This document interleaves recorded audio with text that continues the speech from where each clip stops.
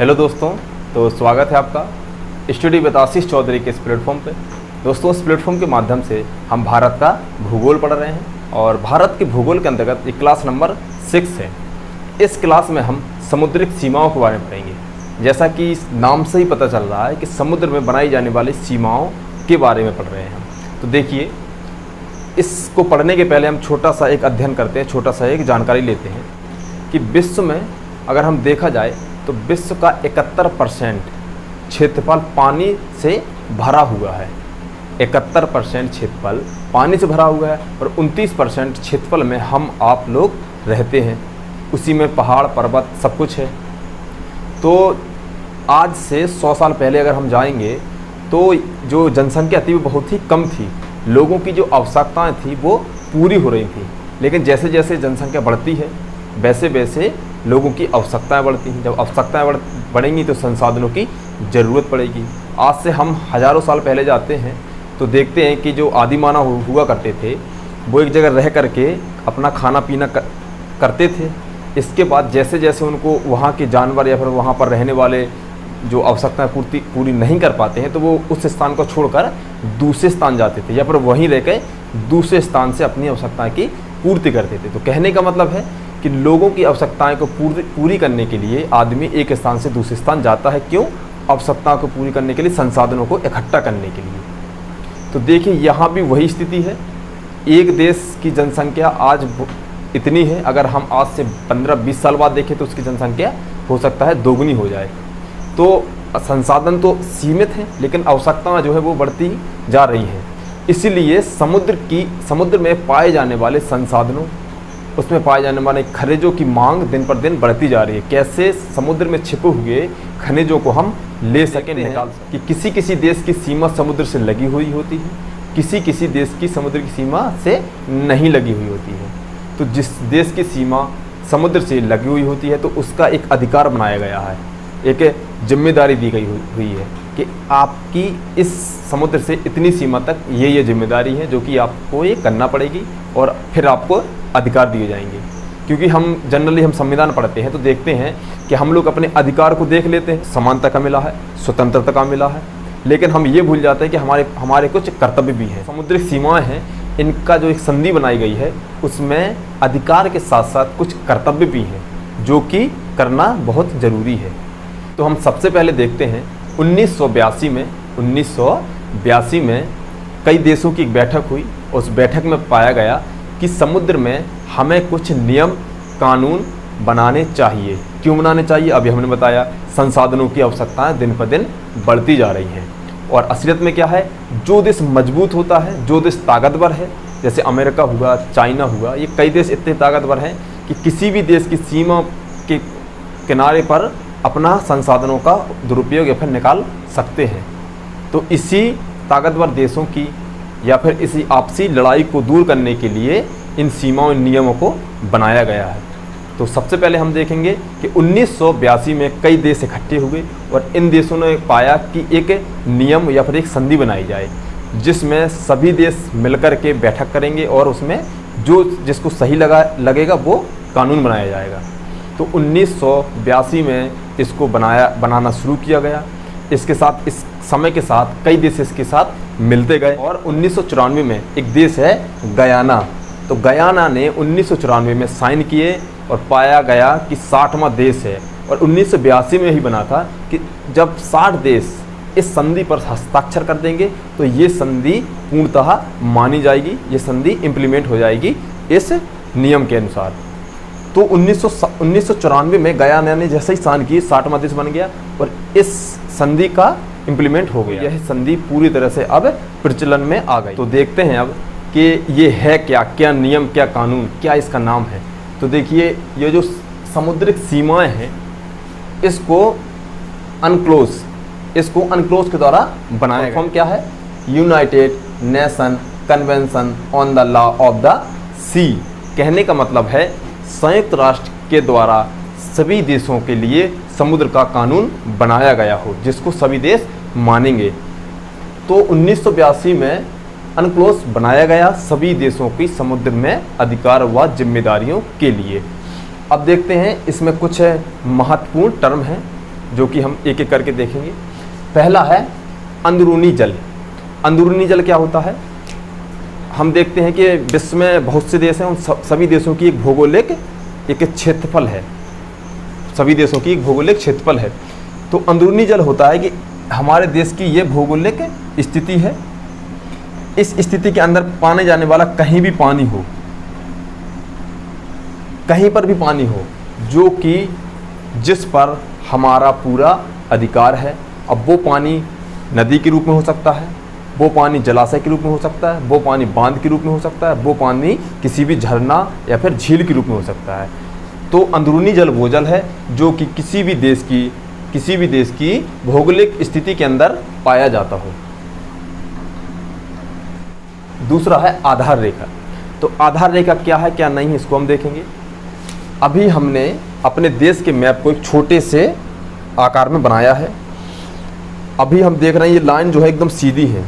अगर हम इस स्थान पर जाएंगे और यहीं पर जाकर खड़े होंगे तो ये ऐसी ना होके बल्कि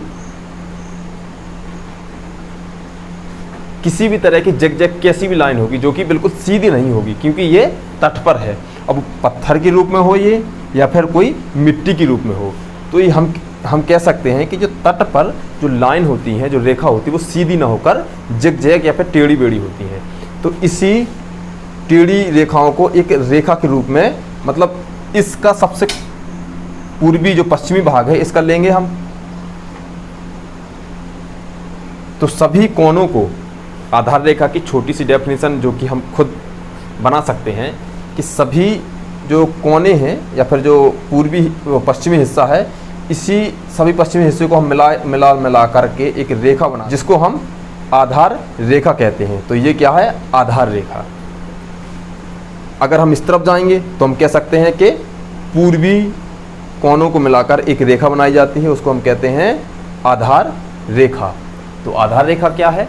जो जिगजैग लाइन है, उन लाइनों को सभी को एक लाइन में मिलाते हैं और उसको हम एक रेखा बनाते हैं। अब आधार रेखा से ही हम पढ़ेंगे आंतरिक जल। आंतरिक जल क्या है? तो अभी हमने देखा कि ये मान लीजिए इंडिया है और ये तट है, तो ये जो जल है, तो आधार रेखा के अंदर जो भी जल है उसको हम कहते हैं आंतरिक जल। आंतरिक जल क्या होता है? आधार रेखा के अंदर पाए जाने वाला जल को हम कहते हैं आंतरिक जल, जो कि नदी के रूप में नहीं होता, समुद्र का ही एक भाग होता है, बशर्ते वो आधार रेखा के अंदर पाया जाता है। अब इसके अंतर्गत हम देखते हैं कि 3 महत्वपूर्ण सीमाएं हैं जो कि इस अनक्लोज के द्वारा लाई गई हैं या फिर बनाई गई हैं। तो देखिए 3 महत्वपूर्ण सीमाओं में पहली सीमा है प्रादेशिक समुद्री सीमा। तो प्रादेशिक समुद्री सीमा क्या होती है? जैसा कि हम देखते हैं कि हम किलोमीटर पढ़ते हैं, मील पढ़ते हैं, तो जब हम समुद्र में कोई दूरी नापते हैं तो हम इसको कहते हैं समुद्रिक मील, जो कि एक समुद्रिक मील बराबर होता है 1.8 किलोमीटर या फिर 1852 मीटर, जो कि एकदम एक्यूरेट है। 1852 मीटर ये एक्यूरेट है पूरी तरह से कि 1852 मीटर होता है एक समुद्रिक मील में। इसको हम 1.8 किलोमीटर भी बोल सकते हैं। तो देखिए प्रादेशिक समुद्री सीमा वो सीमा जो आधार रेखा से ये आधार रेखा है, ये आधार रेखा है, आधार रेखा से 12 समुद्रिक मील दूर होती है। आधार रेखा से 12 समुद्री मील दूर होती है। अब इस पर अधिकार, या फिर हम कह सकते हैं अधिकार क्या है, या फिर हम कह सकते हैं जिम्मेदारी क्या है हमारी, रिस्पॉन्सिबिलिटी क्या है हमारी, कर्तव्य क्या है हमारे। तो देखिए प्रादेशिक समुद्रिक सीमा के अंतर्गत उस देश का पूरा के पूरा अधिकार होता है। जो वह देश की सीमा के अंदर करता है वह सभी काम इस सीमा के अंतर्गत करेगा, सभी प्रकार के काम करेगा। और जो यहाँ इसकी जिम्मेदारी है, जिम्मेदारी क्या है? जैसे हम देखते हैं कि सरकार पॉल्यूशन पर टैक्स लगा लेती है, क्योंकि उसको पॉल्यूशन को रिमूव करना है, तो उसके लिए जो हम लोग पॉल्यूशन करते हैं उसका टैक्स के रूप में वो इकट्ठा करके पॉल्यूशन हटाने के कई काम करती है। इसी प्रकार यहाँ पर भी पॉल्यूशन होते हैं, या फिर कूड़ा करकट होता है, या किसी भी तरह की चीज़ें होती हैं जो कि सरकार के द्वारा ये जिम्मेदारी होती है कि वो इसको साफ करे, सुरक्षित रखे। तो पहला, प्रादेशिक समुद्री सीमा के अंतर्गत वे सभी अधिकार जो सीमा के अंदर पाए जाते हों। सीमा के अंतर्गत पाए जाने वाले सभी अधिकार और कर्तव्य प्रादेशिक समुद्री सीमा में होते हैं। अब देखिए दूसरा, संलग्न व निकटवर्ती सीमा। तो दूसरा भी एक बहुत ही महत्वपूर्ण यह समुद्रिक सीमा है। दूसरी समुद्रिक सीमा, अभी हमने कहा आधार रेखा से 12 समुद्रिक मील होती है प्रादेशिक समुद्री सीमा, इसकी 12 है। अगर हम पढ़ते हैं संलग्न व निकटवर्ती सीमा, इसके अंतर्गत आधार रेखा से 24 मील, आधार रेखा से 24 मील दूर तक इस रेखा को माना जाता है, इस रेखा को माना जाता है। तो इस पर कुछ अधिकार हैं और इस पर कुछ जिम्मेदारियां भी हैं। तो अधिकार को देखेंगे और जिम्मेदारियों को देखेंगे हम। तो देखिए पहला है सफाई करने का अधिकार। ये अधिकार कहेंगे या इसको जिम्मेदारी कहेंगे।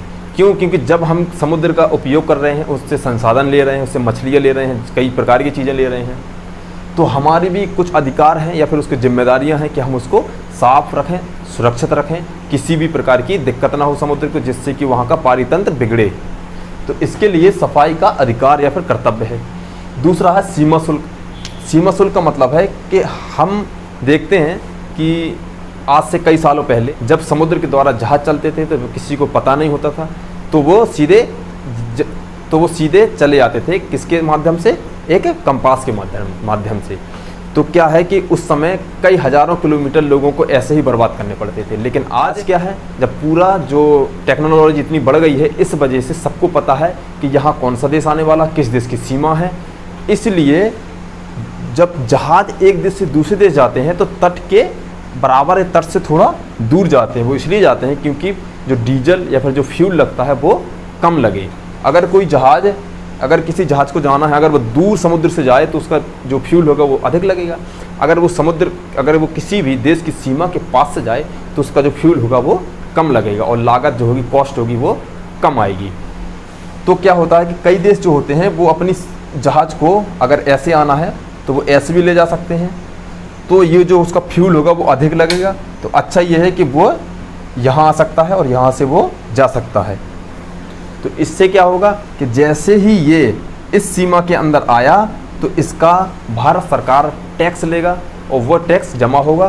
क्यों लेगा? क्योंकि हम इसका सफाई, सुरक्षा सभी प्रकार का कर रहे हैं। तो हमारा इस सीमा तक सीमा शुल्क का अधिकार है, जो कि एक वित्तीय अधिकार है। तो हम कह सकते हैं कि भारत सरकार किसी भी देश की इस सीमा तक यह एक अधिकार होता है कि वो सीमा शुल्क को वसूल करे। वित्तीय अधिकार है उसका ये। अब हम पढ़ते हैं तीसरी और एक महत्वपूर्ण सीमा, अनन्य आर्थिक क्षेत्र सीमा। अभी हमने पढ़ा आधार रेखा से 12 मील तक, समुद्रिक मील तक होती प्रादेशिक समुद्र सीमा। दूसरा हमने पढ़ा आधार रेखा से 24 समुद्रिक मील तक होती है संलग्न व निकटवर्ती सीमा। अब हम पढ़ेंगे 0 आधार रेखा से 200 समुद्रिक मील पाई जाने वाली अनन्य आर्थिक क्षेत्र सीमा। देखिए अभी हमने थोड़ी देर पहले बताया कि समय के साथ देख रहे हैं हम कि जनसंख्या बढ़ रही है, संसाधनों की कमी होने वाली है, तो क्षेत्रफल भी कम हो रहा है। तो उसके लिए संसाधनों की जैसे ही कमी होगी तो संसाधनों को पूरा करने के लिए हम स्थल पर संसाधन सीमित हैं, उनका उपयोग करके हम कम करते जा रहे हैं। तो संसाधनों को समुद्र में भरमार है, बहुत अधिक संसाधन है, अगर बशर्ते उसको हम खोजें। तो संसाधनों का दोहन, तो किसी भी देश, कोई भी जो देश है उसका जो अनन्य आर्थिक क्षेत्र के अंतर्गत आने वाली जो सीमाएं हैं उस पर हम संसाधनों का दोहन करने का पूरा अधिकार है। अगर यहाँ पर पेट्रोलियम मिलता है तो यहाँ अमेरिका आना चाहे, चीन आना चाहे तो वो यहाँ पर पेट्रोलियम नहीं उत्पादन कर सकता है, क्योंकि ये हमारा क्षेत्र बन रहा है। इसलिए हमारे देश के बम्बई के पास यहाँ एक जो भारत का सबसे बड़ा पेट्रोलियम उत्पादन वाला जो क्षेत्र है वो है बम्बई हाई, जो कि भारत से यहाँ अनन्य आर्थिक क्षेत्र में ही पाया जाता है, जो कि सबसे ज़्यादा तेल उत्पादन करता है। अगर कोई भी यहाँ पर कहीं पे भी निकलता है, अगर ये नियम नहीं होता तो कोई भी देश यहाँ पर आकर उत्पादन शुरू कर सकता था। इसलिए इसका बहुत ही महत्वपूर्ण है। क्यों? संसाधनों का दोहन करने के लिए। दूसरा, नए द्वीपों का निर्माण। जैसा कि हम देखते हैं कि नए नए रोज़ परीक्षण होते हैं, विभिन्न प्रकार की हानिकारक गैस होती हैं और भी कई ऐसी चीज़ें होती जो कि जन की और धन की हानि कर सकते हैं। इसलिए नए नए द्वीपों का निर्माण के द्वारा हम उन द्वीपों पर कई प्रकार के परीक्षण कर सकते हैं। कई प्रकार की और भी ऐसी एक्टिविटी हैं जो कि यहाँ ना करके यहाँ द्वीप बनाकर कर सकते हैं। तो नए नए द्वीपों का निर्माण करने का ये पूरा अधिकार है किसका? उस देश का जिसकी वो है अनन्य आर्थिक क्षेत्र सीमा लगती है। तीसरा और सबसे महत्वपूर्ण है अनुसंधान करने का अधिकार। जैसा कि हमने अभी पढ़ा था कि यहाँ पर हमारा व्हीलर द्वीप है, यहाँ से मिसाइलें परीक्षण की जाती हैं।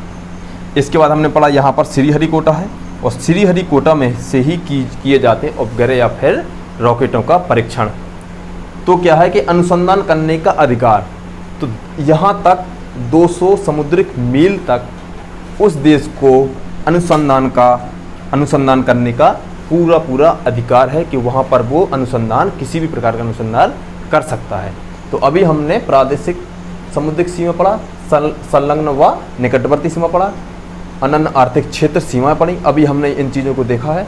अब हम इस मैप के माध्यम से देखते हैं कि अभी तक हम जो जनरली पढ़ते हैं तो हम इतना ही पढ़ते हैं। तो भारत की जो समुद्रिक सीमा बनी है, यहाँ पर पाकिस्तान लगना शुरू हो जाता है, इसलिए यहाँ से 200 मील देखिए ये आता है यहाँ, इसके बाद ये आता है, ये 200 मील तक है, ये बम्बई लग जाता है।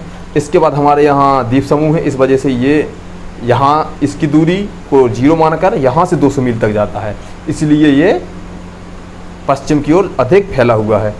इसके बाद यहाँ जाते हैं, यहाँ श्रीलंका, इसलिए यहाँ पर श्रीलंका है, इसलिए इसको बीचों बीच माना जाता है। और यहाँ हम जाते हुए ये भारत की 200 समुद्रिक मील पूरब की ओर, दक्षिण की ओर है। यहाँ पर अंडमान निकोबार द्वीप समूह है, इसलिए अंडमान निकोबार द्वीप समूह से हम यहाँ पर 200 समुद्रिक मील करके इसका ये क्षेत्र है। तो इसको एक बार हम देख लेंगे कि कैसा है कैसा नहीं है, ये समुद्रिक क्षेत्र कैसा है कैसा नहीं है। अभी हम एक चीज़ और देखेंगे कि भारत की क्या स्थिति है, भारत कब आया इसमें। तो 1982 में ये शुरू हुआ, 1994 में ये पूरी तरह से गयाना जैसे ही मिला, 60 देश हो गए हैं पूरे और ये इम्प्लीमेंट हो गया। जून 1995 में भारत ने भी इसमें एंट्री मार दी 1995 में। तो अब देखते हैं हम, एक बहुत ही महत्वपूर्ण है कि संधियों के अनुसार 3 प्रकार के देश है। ये जो संधि हुई थी इसमें 3 प्रकार के देश हैं। 3 प्रकार के देश कैसे हैं? एक वो देश जिस देश ने इसमें साइन किए हैं, इसको अपना रहा है, इसको इम्प्लीमेंट कर रहा है, मतलब साइन भी किए हैं और इम्प्लीमेंट भी कर रहा है, मतलब इसको अपना लिया है और लागू भी कर दिया गया है। दूसरे देश वो देश हैं जिन्होंने अपनाया है, लागू अभी नहीं किया है। तीसरे वो देश हैं जिन्होंने इसको अपनाया ही नहीं है, तो लागू तो करेंगे ही नहीं। जब अपनाएंगे नहीं तो लागू कैसे करेंगे? तो देखिए, पहले उसमें बहुत अधिक देश आते हैं जिन्होंने अपनाया भी है और लागू भी किया है। इसमें भारत, चीन, पाकिस्तान, ऐसे बहुत से देश हैं जिन्होंने अपनाया है और लागू भी किया है। दूसरे में आते हैं वो देश जिन्होंने अपनाया है, लागू नहीं किया है। तो अपनाया है और लागू नहीं किया, इसमें ईरान आता है, हम ईरान को देखते हैं, अफगानिस्तान को देखते हैं, इसके बाद कंबोडिया जहाँ पर विश्व का सबसे बड़ा मंदिर पाया जाता है, इसके बाद कंबोडिया और कोलंबिया, ऐसे 5-6 देश और भी हैं जहाँ पर लागू नहीं हुआ है, केवल अपनाया गया है।